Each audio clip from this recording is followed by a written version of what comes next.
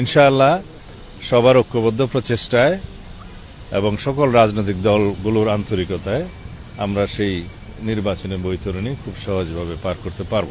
আর সবাই শেষ পর্যন্ত তাদের অনেক দাবি থাকলেও নির্বাচনের জন্য সবাই প্রতিশ্রুতিবদ্ধ এবং তারা গণভোটের বিষয়ে, নির্বাচনের বিষয়ে, বিভিন্ন সময় বিভিন্ন দাবি বা যুক্তি উত্থাপন করেছিল, অভিযোগ উত্থাপন করেছিল এবং আমার মনে হয় তারা শেষ পর্যন্ত বুঝতে পেরেছে। এখন তাদের যদি কোনো অভিযোগ থাকে নির্বাচনের লেভেল প্লেয়িং ফিল্ড এবং ইত্যাদি সম্পর্কে, সেগুলো নির্বাচন কমিশনে তারা জানাবে। নির্বাচন কমিশন এবং সরকার মিলে সেটা যথাযথভাবে অ্যাড্রেস করবে, সেটা আমরা আশা করি। আমি মনে করি এখন সকল রাজনৈতিক দল এক জায়গায় উপনীত হয়েছে, তারা একটি সুষ্ঠু নিরপেক্ষ নির্বাচনের জন্য সবাই আন্তরিক। জনগণ অবশ্যই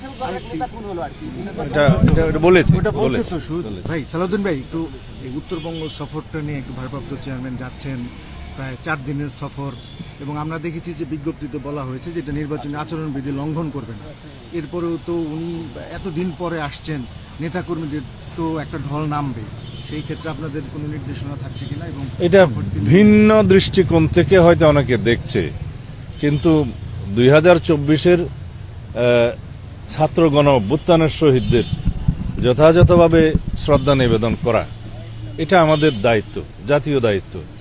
আমাদের নেতা বিএনপির ভারপ্রাপ্ত চেয়ারম্যান অনেক আগেই সেটা করতে চেয়েছিলেন, কিন্তু বিভিন্ন কারণে আমাদের এখনো সেই যাত্রাটা সম্ভব হয়ে ওঠেনি।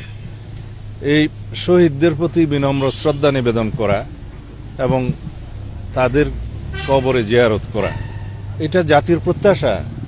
গণ অভ্যুত্থানের শহীদদের আমরা ধারণ করি এবং আমাদের সেই চেতনাকে ঊর্ধ্বে তুলে ধরতে হবে। তার জন্যই তার যাওয়া।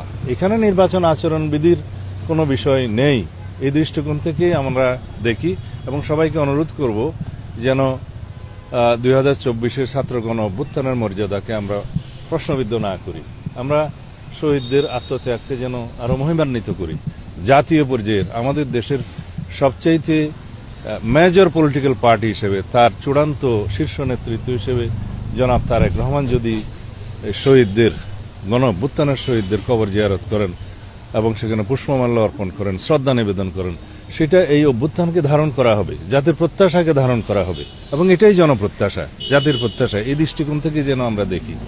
আমরা ইতিমধ্যে পদক্ষেপ নিয়েছি, সাংগঠনিক পদক্ষেপ নিয়েছি এবং আমরা তাদেরকে ডেকে বোঝানোর চেষ্টা করছি।